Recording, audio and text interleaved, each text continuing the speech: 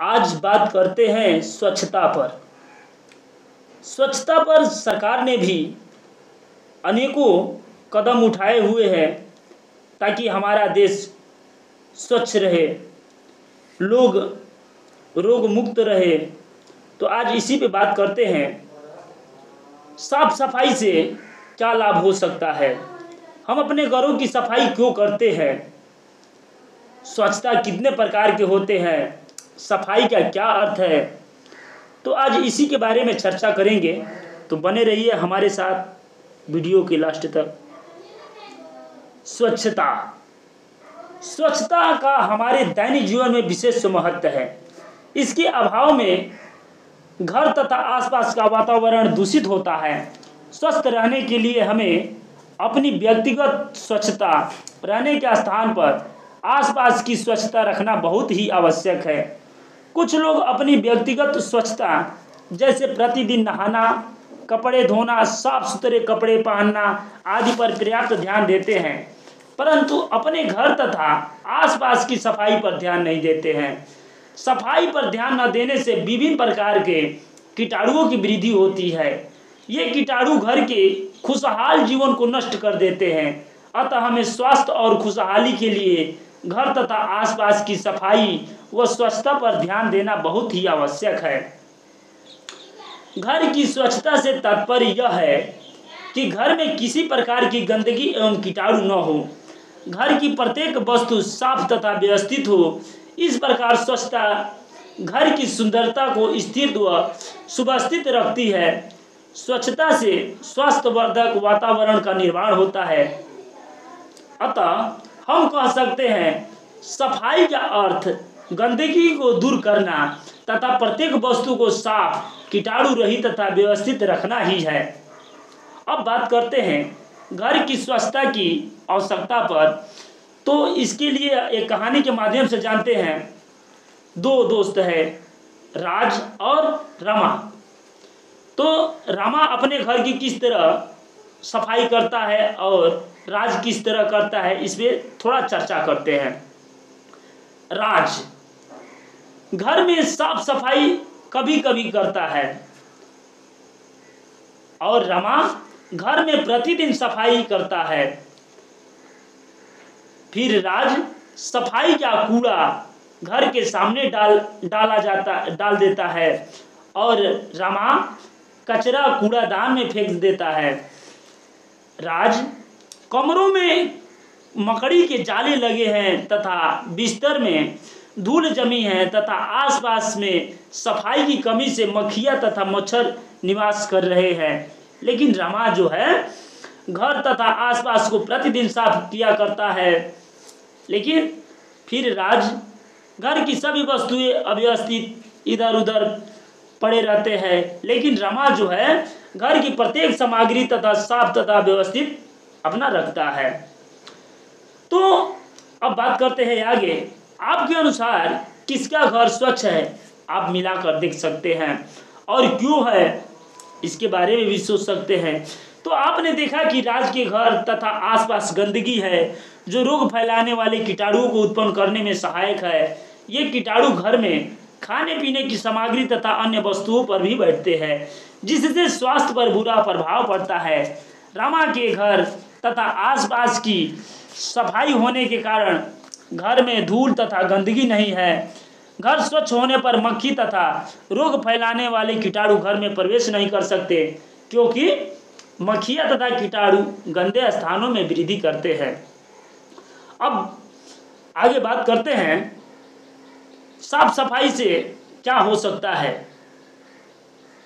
तो ध्यान दीजिए, घर तथा उसकी वस्तुओं को साफ सुथरा रखने से घर की सुंदरता बढ़ती है।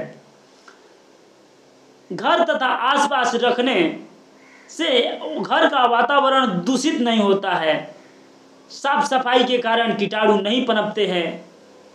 साफ सुथरा घर सदस्यों के स्वास्थ्य में वृद्धि करता है तथा परिवार के सदस्य प्रसन्न व फुर्तीले रहते हैं। सुव्यवस्थित व स्वच्छ घर में कार्य करना सुविधाजनक होता है। किसी भी सामान को अच्छी तरह से रखने से वह आसानी से ही मिल जाता है। अब बात करते हैं स्वच्छता पे। स्वच्छता कितने प्रकार के होते हैं और एक एक पर टिप्पणी करके जानते हैं। तो घर के प्रत्येक सदस्य को प्रतिदिन अनेक कार्यों को पूरा करना होता है। ऐसे में घर की प्रत्येक वस्तु की प्रतिदिन सफाई करना संभव नहीं है। इसलिए सुविधा एवं कुशलतापूर्वक सफाई करने के लिए एक योजना बनानी चाहिए। योजना कार्य की आवश्यकता एवं प्रकार के आधार पर निर्धारित की जाती है। घर की सफाई को हम 5 भागों में बांट सकते हैं।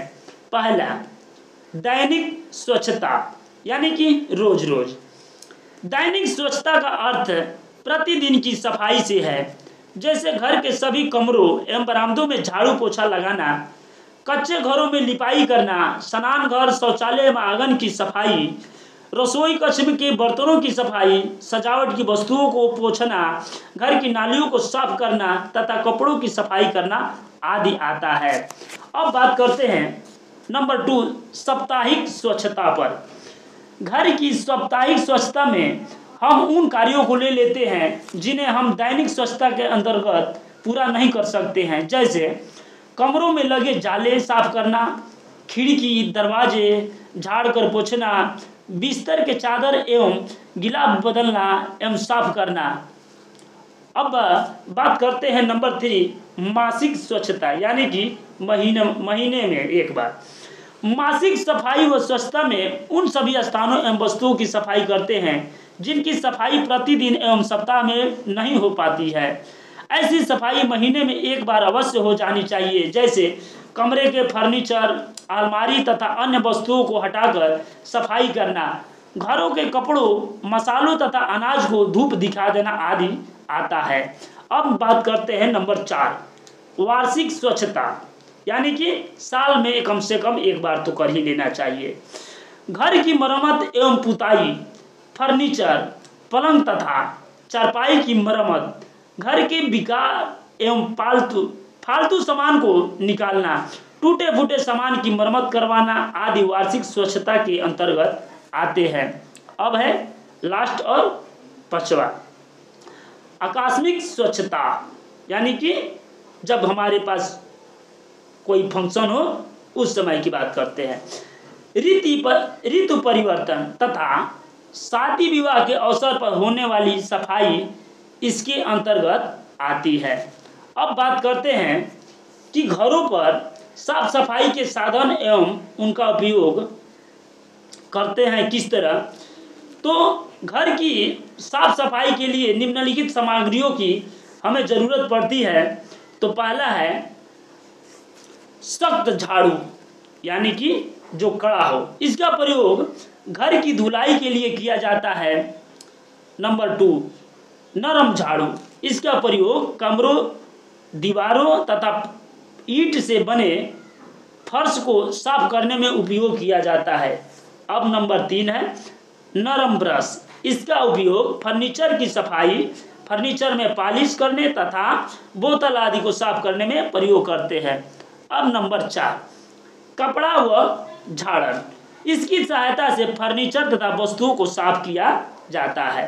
नंबर 5, अन्य सामग्री, कूड़ादान, बाल्टी, मग, तसला एवं बर्तन साफ करने के लिए राख एवं साबुन, सोडा, फिनाइल तथा आधुनिक उपकरणों में वाइपर तथा वैक्यूम क्लीनर आदि आते हैं।